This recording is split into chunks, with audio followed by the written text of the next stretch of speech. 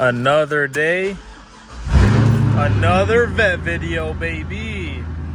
What's going on, everybody? Drake Will here with another video. Today we are doing my Longtube headers for my vet. I don't know, actually hold on one sec. I've been wrapping the vet.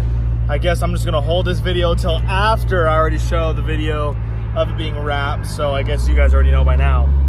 I still haven't released the video of the vet being wrapped because it's not done yet, but I might as well record this because I've got some free time today, and I figured why not install my long tubes, make it sound better.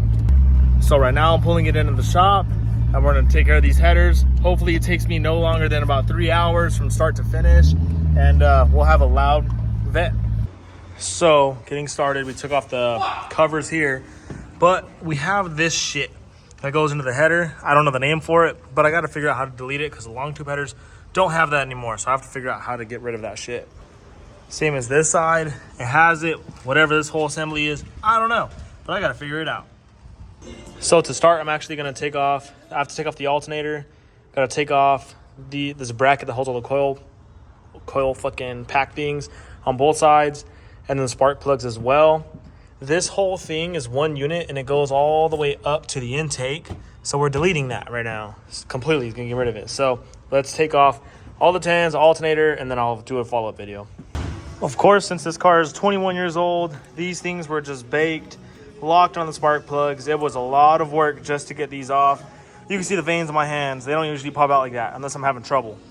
Especially this side, 3 of them ripped completely. They were just locked on the spark plugs, and I just could not get them off. Luckily, I have new ones for it. All right, I'm gonna give you a quick little update. I got all the exhaust manifold bolts out. They're all the way out. Thank God for my valve cover gasket leak because the oil kept this shit penetrated, so they came out without breaking. There's 2 10s on both sides for this guy. That takes them out. You also have to take off the dipstick. And so the dipstick is just a 15mm bolt, and it comes out, but not all the way. The header has to be loose for it to come out of the way. For the tensioner, it's a 15. Obviously, you're gonna go in the loosening motion to release tension. Oh, sorry, tightening motion, my bad, you're pushing it forward. Pull that off, pull off the pulley on that side. Sorry, not the pulley, the belt. And then you have a 15mm bolt here, and just the one connection. You don't have to take it all the way off. All I did was take off this one connection, took out the 2 bolts, swung it over to the side. Like I said, I already took off these 10s. All of the exhaust manifold bolts are 10mm, easy to take out. I did take off the heat shield to get more room for this back bolt because there's not much room to wiggle around in there. So I took the shield off. It's 2 10s, one here, and then a third one on the bottom. You could get it all with the ratchet wrench. And I've got all these taken out as well as the spark plugs. So now I'm gonna raise the car and take care of the underside stuff. On the bottom side, it's fairly simple. At the back right here next to the differential, it looks like you have 2 13s here. You have 2 13s here. That'll pop off the back section. Up front, it looks like you've got 2 15s maybe and a 13. They might all be 13s. And then the headers will disconnect here. This whole center section of the exhaust will drop down. The headers can be pulled out through the top or through the bottom. I'm gonna pull it out from the bottom in my case and slip up the long tubes through the bottom. So let's get started on taking off all these guys, and I'll catch you guys up as soon as we drop the middle section. As you can see, I got the center section pulled out. Really easy, really fast. Nothing was seized up, luckily. I just realized from the bottom, there is one more 10mm bolt. It's under this block here on both sides. So I'm gonna get that out, and these stock headers can pull right out. Just like that. Stock manifolds are completely out. You can see how leaky the valve cover gaskets are. They're just draining all over my car. Look at these compared to the long tubes.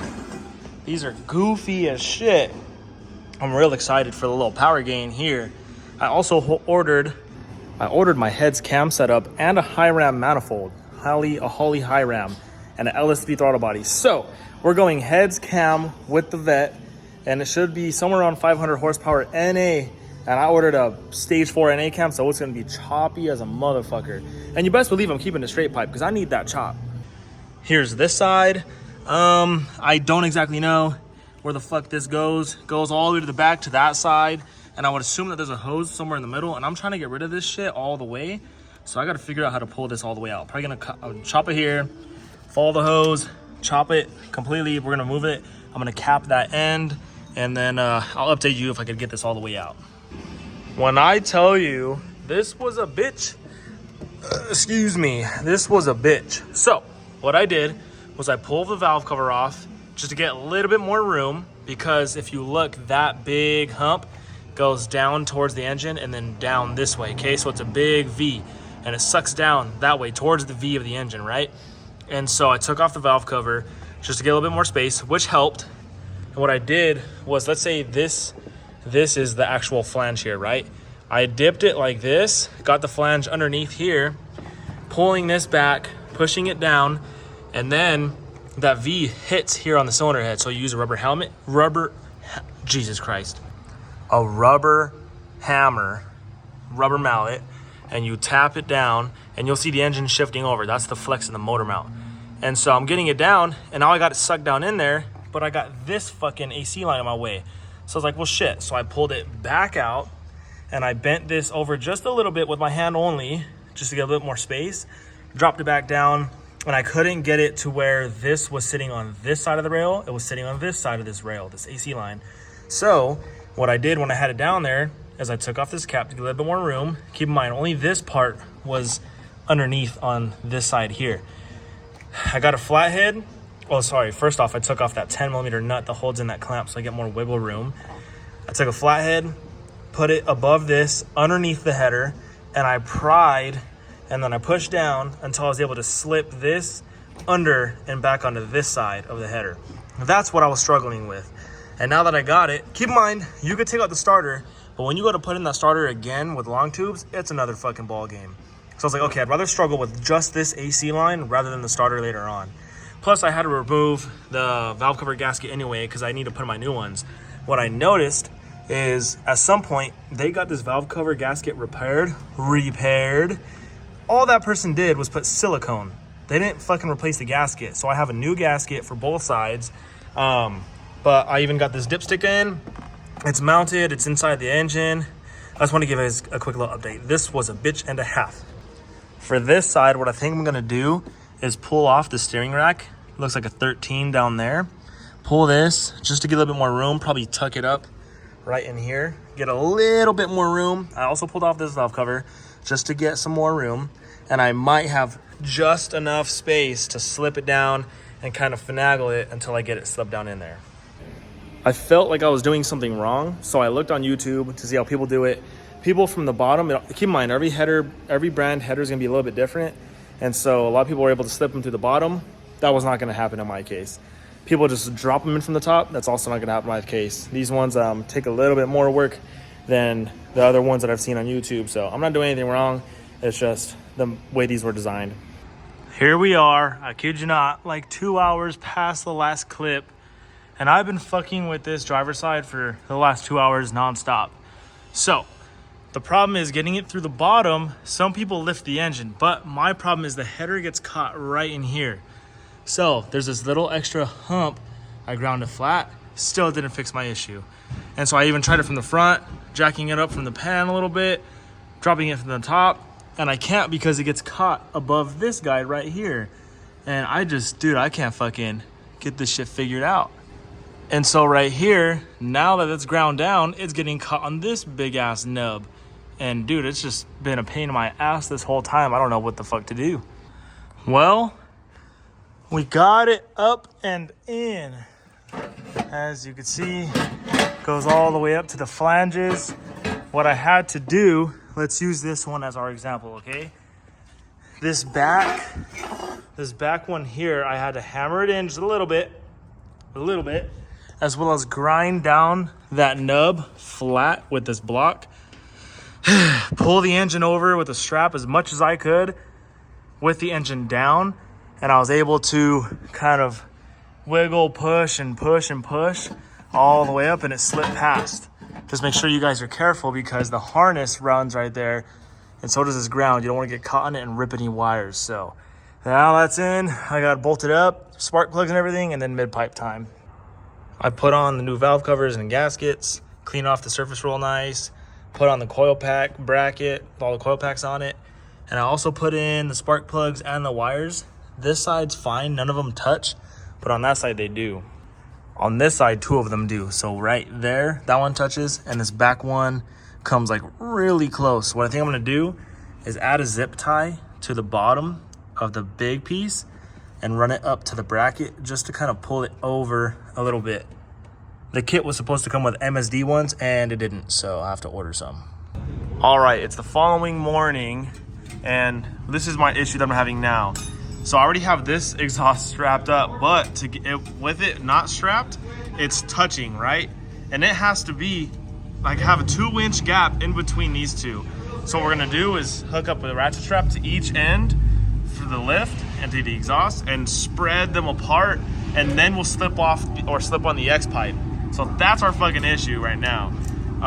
The headers are all done, they're all bolted in. I got the upstream O2 sensors in, which was a pain in the ass.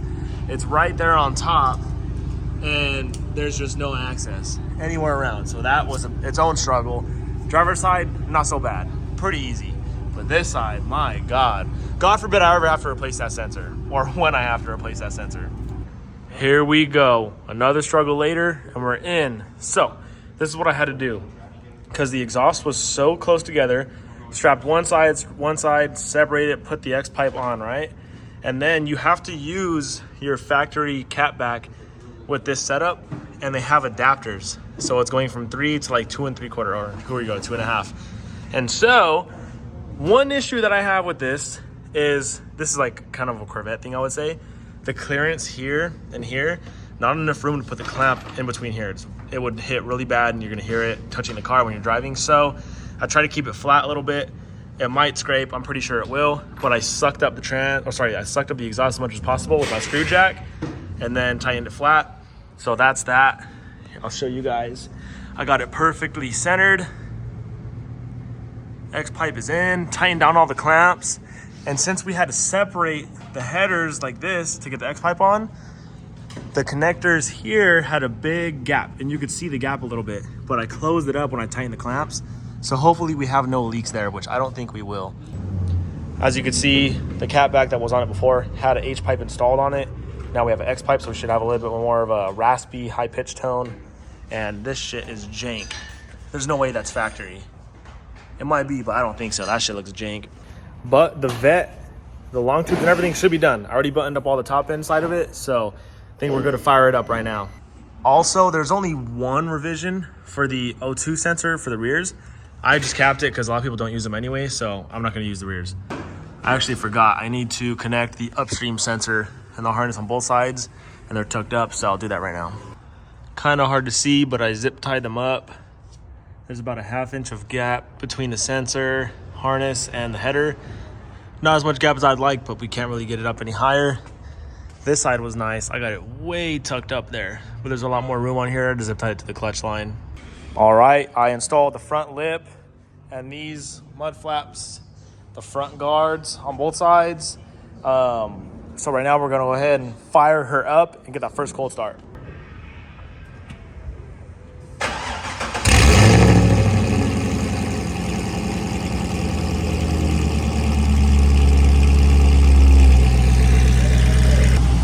She's gonna be smoky.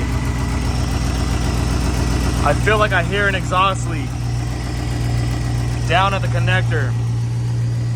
We'll have to check it out, but that's because the fucking shitty design of them having to be separated. So if it is an exhaust leak, I'll just tighten them up. But it might just be lifter noise. I do see that I forgot to tighten one bolt, so let me tighten that real quick. Okay, I tightened up the bolt and I don't hear a leak anymore. So I don't think it was leaking from there. I think I just hear the lifters and stuff. But I tightened it anyway, obviously it was loose. The other ones are tight. There was no other leaks that I heard, so I think we're good there. But I'm gonna make sure I'm gonna check my oil level because I do have a leak, so I gotta make sure I'm full. All right, so oil was already topped off. Didn't leak that much. No exhaust leaks. Damn, it sounds good.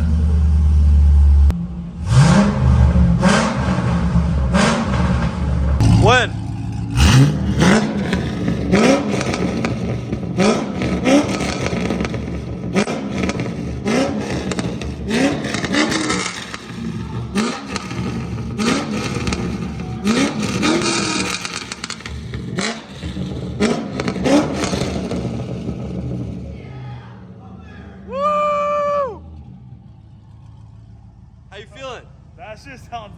just sounds nuts, bro. It revs so much faster. Like, it sounds cheesy as fuck to say it, but like, let me show you. Show. Look at the RPM band.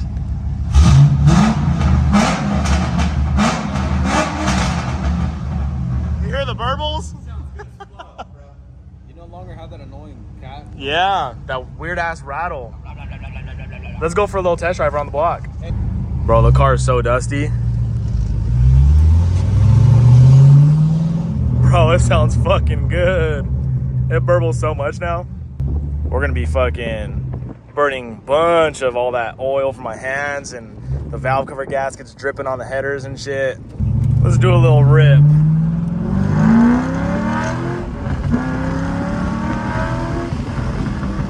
Yeah. Bro, she sounds fucking good. This bitch is screaming right now. There's probably gonna be a lot of wind noise just because of the no roof right now. Let's get some downshifts.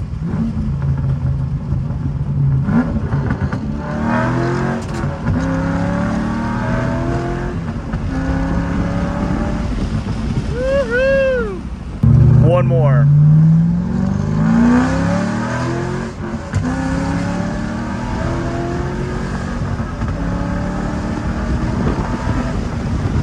God damn. Now in between shifts, you can hear the pops. I'm gonna park with the back end facing this wall so you could hear some more revs. Plus, low-key, I wanna hear them. Let's see.